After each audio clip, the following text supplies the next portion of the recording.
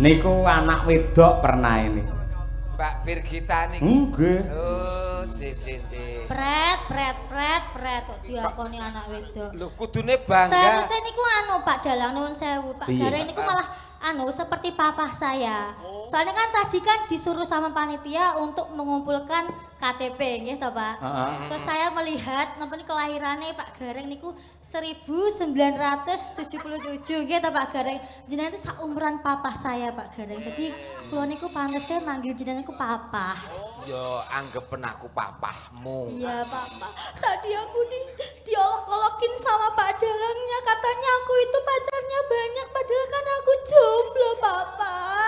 Sing ngomong nek pacarmu akeh kuwi sapa? Itu Pak Dalangnya. Betul. Loh. Sampai alhamdulillahnya aku. Pacar ki pacangan acara. Wah, iki lho, lah Jadi ngerti awakmu to. ki kerep ketemu karo Pak Dalang beda-beda, karo kanca-kanca sing beda-beda. Dadi pacangan acaramu ki akeh. Ngono kuwi ngendikane Pak iki ngono kuwi. Oh iya. Dadi bengi iki sampean pacare iki Pak Gareng Tralala. Nah, Iya bener betul toh, pasangan acara gitu. Nah, Iya. pacar ki saka tembung pacangan Pacangan acara, acara. ora kok pacar sing anu kuwi dudu. Sing kuwi berarti apa judulnya? Sing ana kedekatan hati Iya, kuwi dudu, Nduk. Dadi ketemumu ki karo kanca-kanca ki akeh banget ngono. Oh, lha sing enek kedekatan hati ini jenenge apa? Kuwi pacar napa Pak? Asma napa Mas? Pacar banyu. Tanduran. Kaya kitek kae. Sugeng Niki sampun lulus anggenipun dados sarjana seni insyaallah menika badhe S2. Dados sinden jaman sak menika ora kena sinangga enteng Pak Gareng. Oh leres. Titele do dhuwur-dhuwur, do jenius, do pinter-pinter ngoten niku. Sekolahe wae dhuwur-dhuwur Nggih. ngentekke ragat akeh. Nggih. Sarjana kabeh. Nggih. Mila jenengan ampun kalah kali sinden, jenengan kudune ya S2. Yang perlu dokter Gareng Sebagai Tralala. contoh, Kula dagelan pun S2. SPDP ya Pak. Berarti sarjana pendidikan apa ini? Sampun sekolah pedodel. Oh alah Mahmet. Iya ning cita-citane anake kaya panjenengane Pak Cahyo Ibu Kesi. Maksudnya sampean? Soleh-soleh. Iya, soleh-solehkah tur genah-genah. Nggih, Wonten Hani. Mas Bima nggih ingkang wonten pondok. Bima anake Boten sapa? Bima. Nggih. Lah nggih Mas Bram. Baik sing kok eling-eling gurung biomoringa lho padahal. Mas Brahma. Nggih. Brahma Kumbara. Tak omong lek ora ngerti takon. Putrane sinten asmane aja bedhek-bedhek ngono kuwi. Lho, lah kula wae Streaming kula sing wae bersama ribuan. kula mboten bedhek, kula wae matur sinten? Bima. Lah nggih, Mas Brahma niku duwe kanca Bima. Ngoten lho karepe niku. Bima sinten? Bima kancane Mas Brahma. Kanca teng pundi? Lho, sampean teh kok Mas Brahma wong niku senes kancane sampean kok. Oh iya bener tak takokake. Ketake ning kono duwe kanca Bima apa ora? Enek kancane kobongan kok senenge. Ha nggih. Taruna ngungkuli bapa. Bapa. Putra-putrane Pak Gareng luar biasa lho Mbak Brigita. Napa nggih, Pak? Oh, kuwi mau soleh-solehkah. Soleh-solehkah. Ya jomblo. Ten Pondok Ngabar to nggih Mas Brahma. Nggih. Brahma. Kancane Bima. Brahma. nggih. Nah, nggih kancane Mas Bima. Nggih. Kali semen Gresik, nggih semen Bima, semen Gresik niku lak kanca. Nggih. Anak kula iki ya ning pondok. Pondok. Nggih, pondok cedhak omah kono. Oh ning Wonogiri kana. Ki sing barep sing nomor loro wingi malah pondoke 3 sasi, Nduk. Lho. Pondok 3 sasi Ning sekolah Kostati kena tipes mondok ning kono 3 sasi. Wingi. Semari. Sampeyan ngawur. Wong sing jero rumah sakit duwe spesialis dhewe-dhewe. Heeh. Lek umum kuwi nggene Dokter Un utawa Muardi. RSUD. Lah Kostati aku yo cedhak kono-kono nggene tulang, nggene tangan ceklek, sikil ceklek ngono kuwi yo. Lah mula nganti 3 sasi Pak digoleki ora ketemu kok. Mula nganti Pesan 3 Kostati. sasi. Wong sak kecekele kok. Matur nuwun lho Pak Yoyo. Keluarga harmonis, bahagia, sejahtera kaya panjenengane Pak Cahyo pun tadi kalian Ibu Sukesi Rahayu. Luar biasa, tepuk tangan kanca-kanca. Ya mugi-mugi mangke nggih Birgita menika nggih harmonis nggih. Kalian calonipun nggih ngoten. ngoten nggih. Nggih ternyata leres ngendikane Ibu Kesi. Napa, Pak? Suksese Pak Cahya Kuntadi tidak luput saka tapa genture Ibu Kesi. Hebat luar biasa. Mula wong kakung ora entuk neka-neka karo Piyai Putri apa meneh menyakiti baik jasmani dan rohani. Lah aku sing gane menyakiti ki aku kok. Malah ngaku. Jadi awakmu sing tukang menyakiti Heeh itu. tak dukung. Wis. Kowe ra ngrungokne lek ngomong sore mau.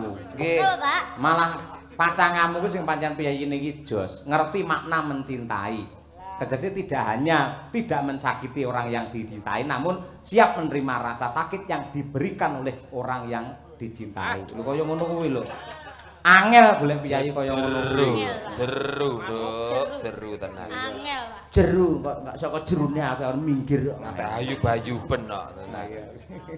Nggih. Itu lodo sing becik sing apik. Jadi seorang ibu ternyata sing apa Nduk jenenge topo ndongake seorang bapak supaya karirnya sukses nyatane kasembadan. Iso persis bojo kula nggih ngoten. Nggih lho. Bojo kula niku nek turu teng pinggir kali. Tirakat. Mboten nyat omahe pinggir kali, Pak. Bojo kula niku ora mangan sego selikur dina. Ngrowok. Mboten lah nek sego selikur dina dipangan kan wis ora enak kok, Pak. Mambu ya. Nggih. Sithik-sithik ora apa-apa ya, Pak ya. Segone mambu akhirnya dipangan Bima mau. Sithik-sithik. Ora apa-apa. Piyayi lek senior wis kaya ngono kuwi. Plek santai ngono kuwi.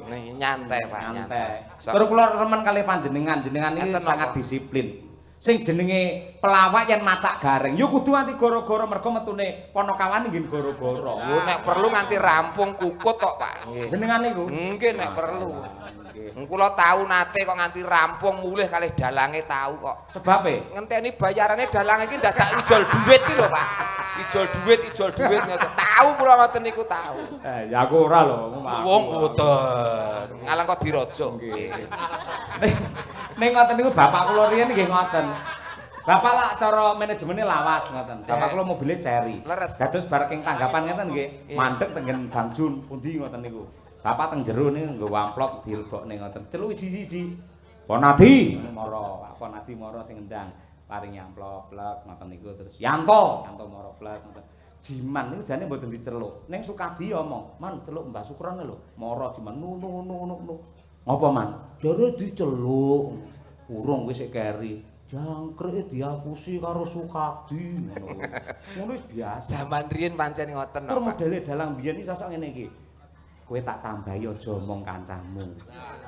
Ning kabeh ya kok dingonokne. Strategi Kaya bingung rumati ati. Nah, sae Pak ngoten niku. Sae, nggih. Nek perlu jenengan niku lak metode lama.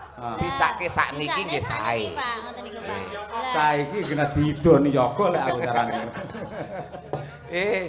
Ya tembang abot ing katresnan Bit. Nah, ya ini pas. Wah, lagu abot ing katresnan. Nggih. Banten iki Mumpung spesial. niki penggendere menika nggih saking Ponorogo. Weh, Sida to, Pak? Oh, sida piyayi niki ra tau medun kok sepur kok. Ponorogo terus. Nggih. Aku ndek bene nate anu. Wis. Nduk, Bir. Napa, Pak? Nate apa kuwi jenenge Pak Nom Surata sing asta to. Nggih. Mugi-mugi swarga langgeng. Amin. Nek UNS. Nggih, Nek kampus UNS. UNS lah Bu Kesi lak nonton karo aku. Anakku wedok Kesi nusul. Kene-kene Nduk nembang kene ngono. Sing nembangi Bu Kesi sing ndrudek iku lho. Lah napa, Pak? Lah aku kan kuwatir.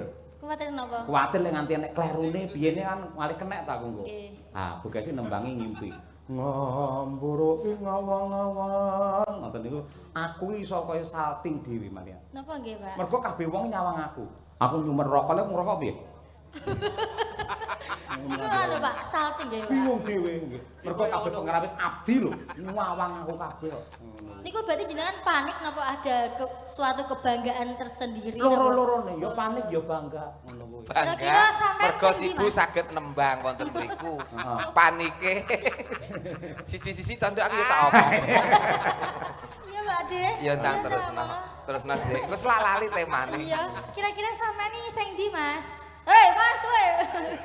Sing ndi sing panik apa sing bangga, Mas? Wah, ditarono sesuk gak tak bales WA-mu. Iya. Aja ngono Mas Deni. Oh, Deni, kleru ngawur ya. Aja ngawur. Nggih. Deni Suling. Angger syuting isukne kancane neng dek. Santai aja. Nih pertolongan nih HP ini Pak Bos sih Madangkara ketika pagi hari ketok kabeh asline. Blang nang ini no. Tapi nganu Pak, jenengan niku anu Pak, pas goro-goro ngeten iki cocoknya ngeten iki Pak. Apa? Merosting anggotanya jenengan sendiri. Ayo. Biasanya sekarang kan roasting gitu Pak. Ayo ora mau tak roasting, roast pentil barang. Iya. Kelok barang ngoten niku arep tayungan nggih balungan apa ki Wahyu? Duh jagung-jagung. Apa menang lho?